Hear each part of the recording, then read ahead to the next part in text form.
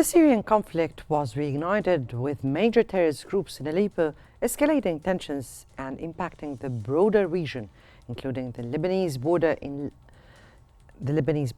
In Lebanon, a fragile ceasefire between Israel and Hezbollah faces repeated violations, while Gaza endures relentless airstrikes, deepening its humanitarian crisis. Meanwhile, the Russia-Ukraine war, now in its 1010th day, continue with intense military engagements and shifting diplomatic moves. Welcome to InFocus.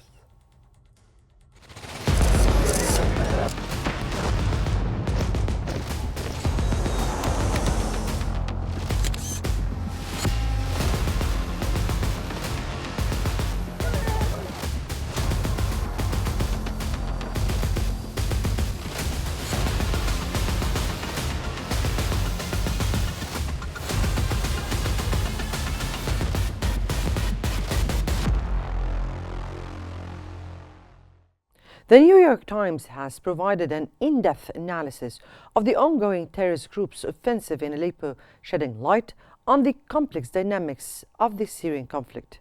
This resurgence, as highlighted in the report, marks a significant escalation in a conflict that had long been at a stalemate. The interplay between regional powers, the involvement of foreign-backed militias, and the shifting alliances among terrorist groups underline the challenges ahead for Syria and its neighbors.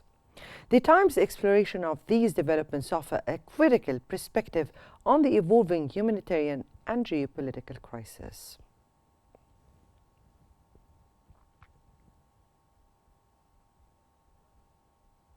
And joining us to unpack these developments is Dr. Osama Assaid, Editor-in-Chief of Al-Akhbar newspaper.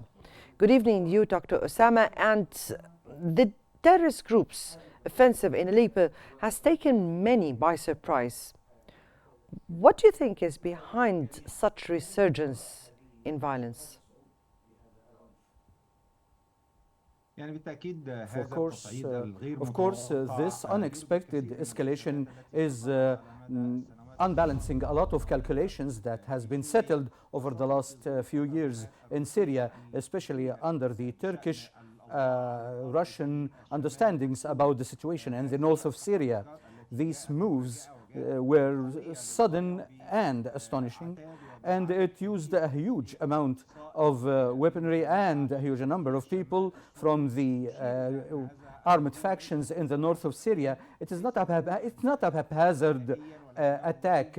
It is a very coordinated attack that has been prepared for a while, and it has been orchestrated for a while. So it happens while there is a very pressing regional situation, especially with the situation in Lebanon and in Gaza and elsewhere in the Middle East. So these moves maybe indicate that the upcoming map of escalation will be involving Syria, will be the Syrian map of escalation, especially that these moves might lead to more escalation, more tension, and might lead to more regional and international interventions regarding the gravity of these moves from the Nusra Front and a number of other armed forces in north of Syria. Now, what's your take on this offensive, on the timing of this offensive that coincided with distractions faced by Assad's allies? And how do you think it would influence the outcome of this conflict?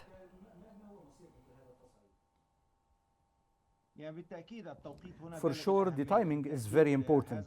This timing was not haphazard, and it was not by coincidence.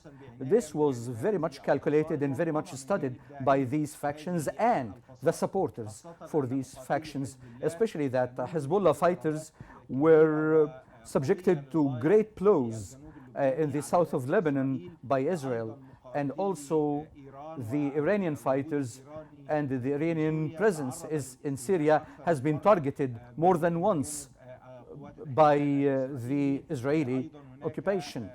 So there is also an escalation from Israel against the agents of Iran in the region, And these fighters and these agents of Iran were part of the main forces that exist in the region and that has been helping the Syrian forces to control the areas in Aleppo, Idlib, Hama, and elsewhere.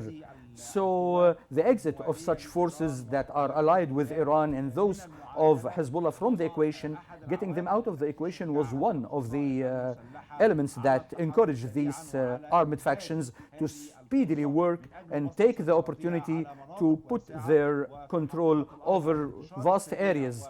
The very fast spread and the very fast occupation by these forces, by these groups to many cities means that the Syrian army was not well stationed in these areas, and the quick control by the extremist factions in the Syrian territories and in major cities like Aleppo. This is the second one in Syria. It shows the great role played by the Iran-backed militias and the Hezbollah forces. They were playing a major role in Syria, and with their retreat, these armed factions managed to speedily occupy and spread to great and big cities like Aleppo, which is very pivotal and very essential.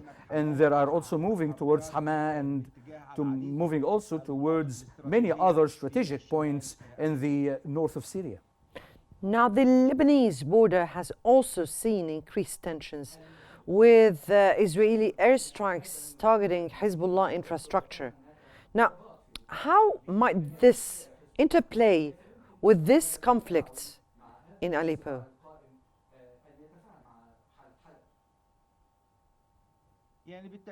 For sure, the Israeli intervention and the Israeli continued bombardment, even after reaching or announcing a ceasefire or a truce between Lebanon and Israel, and pointing that there will be an Israeli withdrawal from the Lebanese territories within 60 days.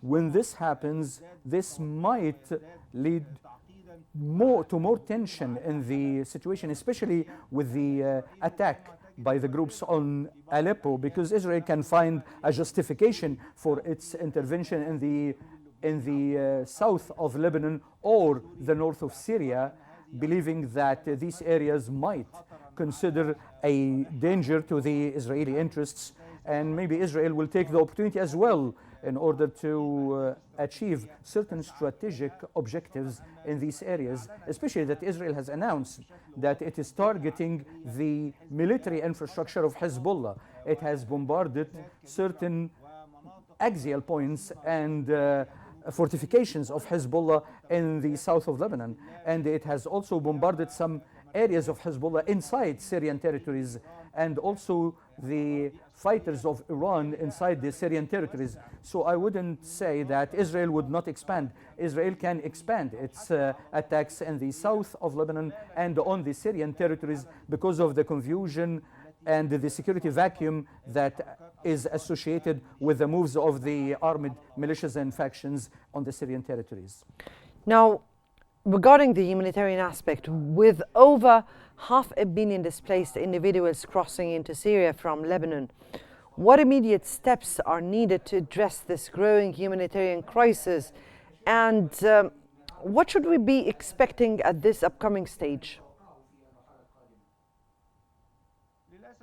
Unfortunately, the humanitarian situation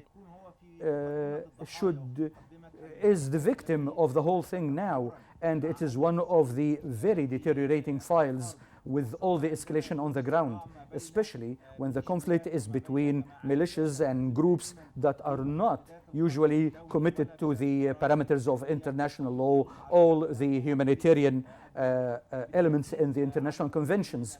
Of course, many of the displaced people in the north will be affected, and they might move towards the Turkish territories, and they might move to the inward of Syria. But in fact, the upcoming days will see more escalation, especially with the readiness of the Syrian army and its Russian allies to organize a counterattack. Such counterattack will definitely also have humanitarian consequences, and will lead to more cutting of roads and more splitting areas from communication with the rest of the secure areas.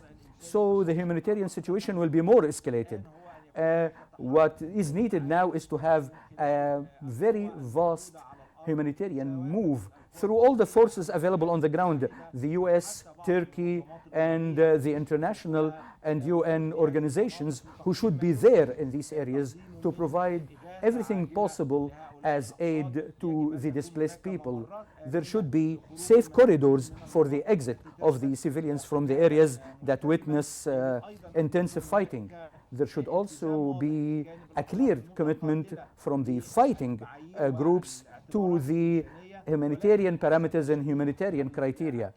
Unfortunately, the accumulated experiences that we have seen throughout the conflict on Syria will tell us that such commitment would not be respected by the fighting groups in many cases. And the civilians will pay the price because of this escalation and because of these military confrontations which are very violent and not recognizing at all the humanitarian laws or how to deal with the unarmed people. Right, let me here ask you and reiterate the question, Dr. Osama.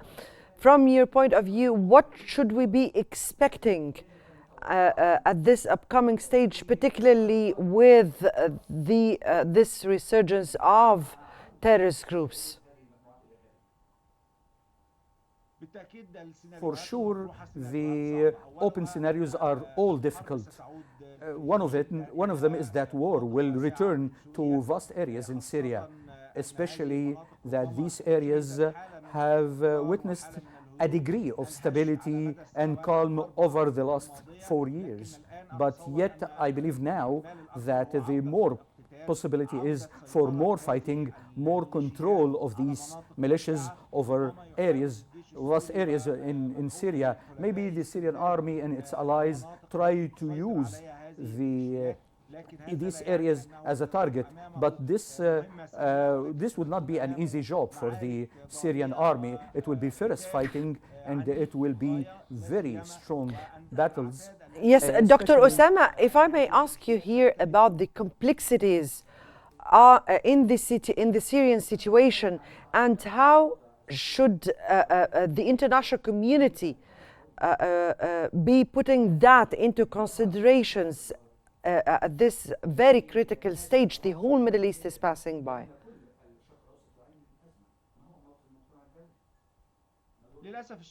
Unfortunately, the position of the international community is weak and it's very lenient, and many of the international parties have neglected the Syrian file and lowered the importance of the Syrian file with regard to other files like Sudan and Gaza and other places that have been witnessing conflicts, and the Syrian file has been down in the interest of the international parties, and this enabled many parties to play hidden roles and other roles that are not favoring peace and stability.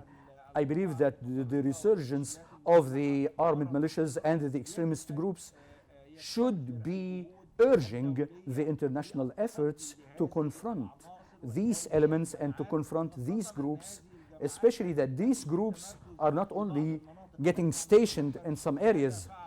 We need to remember what the ISIS did when they controlled the Mosul area in Iraq, and how ISIS expanded in many areas and threatened the security and interests of many countries in the region. Indeed. There should be a regional and international move, a quick one, so as things don't aggravate and such proliferation of the presence of these groups become. Maybe we need another alliance against terrorism like the one that was against ISIS in Iraq. But the complications of the Syrian situation might slow down the speedy reaction of the international reaction to this, especially that there is a lot of conflict of interests in Syria between regional and international parties that are not still settled about how to deal with the Syrian file and how to end this conflict and bring peace to Syria. Definitely, Dr. Osama, it is said that if there is a will, there is a way. Thank you so much, Dr. Osama Saeed, for your insightful analysis of this critical issue. And from the shifting dynamics in Aleppo to the fragile ceasefire in Lebanon and the ongoing humanitarian crisis in Gaza, we now turn our focus to the latest updates in these critical regions.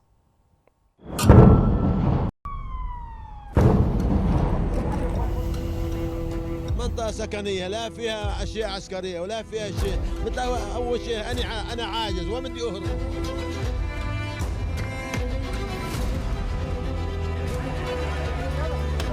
In a country of that size, which is relatively small, and a population that's estimated around 5 million people, you can imagine how dramatic it is that over 1 million people are now without shelter and on the move.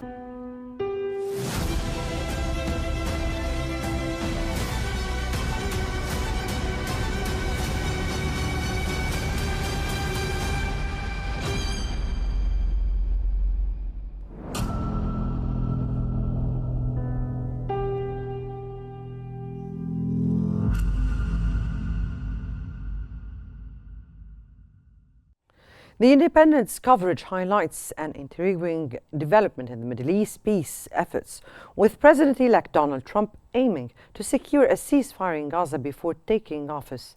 Senator Lindsey Graham's remarks underscore Trump's confidence and determination to broker a deal, leveraging his reputation as a strongman feared by adversaries. This raises questions about the feasibility of such an agreement given the complex dynamics on the ground, particularly with ongoing hostilities and the unresolved issue of hostages. The prospect of Trump-brokered ceasefire certainly adds a dramatic layer to the already intricate regional narrative, especially with key players like Egypt and other countries in the mix.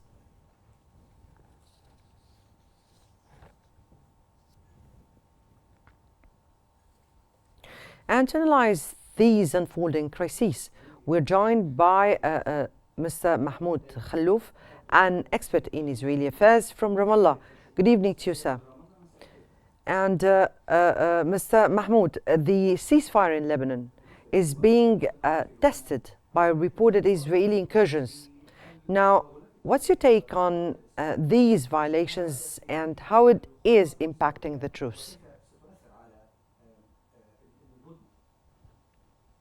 Israel is trying to make the reactions rejecting what's happening.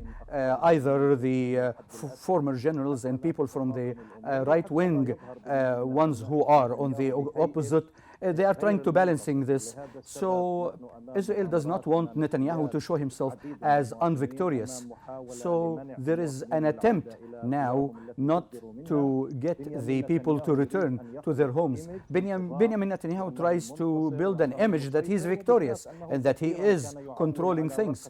And he has been relying on the idea of the understandings between the Israeli government and the American government that Israel is free to act if there are violations by Hezbollah, and that the skies are not sovereign to anybody, and Israel can use the sky to attack throughout the hour. Though this was a leap forward for Israel, and Israel has been utilizing the political division inside Lebanon and not having an elected president in Lebanon, and trying to reap the fruits of these differences.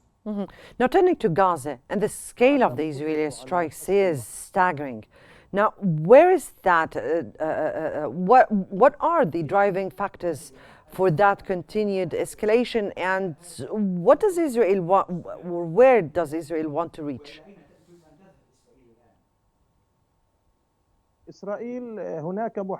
Israel is having some counter attempts to restrict it, and French attempts are done like this. Till now, Hezbollah is not responding to the violations, and this means that there is an anticipation of another round of bombardment and counter-bombardment.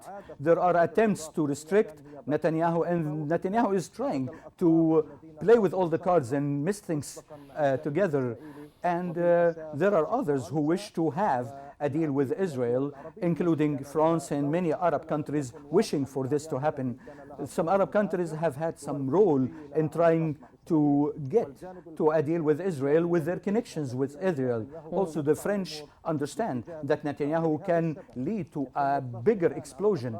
That's why the Lebanese parties are being pressured, and the Americans are asked to deter Israel and lower the provocations by Israel. We hope that there will be a breakthrough within for these pressures so as to end the suffering of 1 million Lebanese people in the south.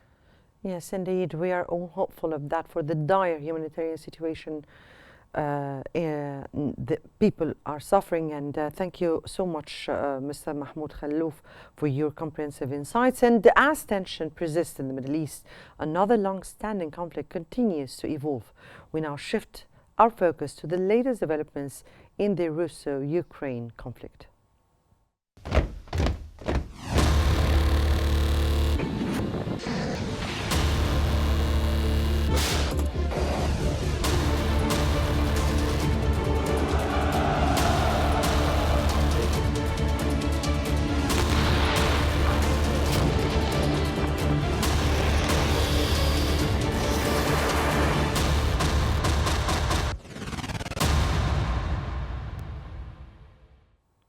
As highlighted in the Washington Post, Putin's deployment of the Oryshnik missile is a bold assertion of Russia's strategic capabilities. This advanced weapon demonstrates Moscow's resolve to safeguard its interests and challenge NATO's continued provocations. The missile's capabilities serve as a powerful deterrent, reminding the world of the importance of respecting Russia's sovereignty and security concerns. At a time when Western nations escalate tensions, Russia's advancements reaffirm its commitment to protecting its allies and maintaining balance in the face of growing threats.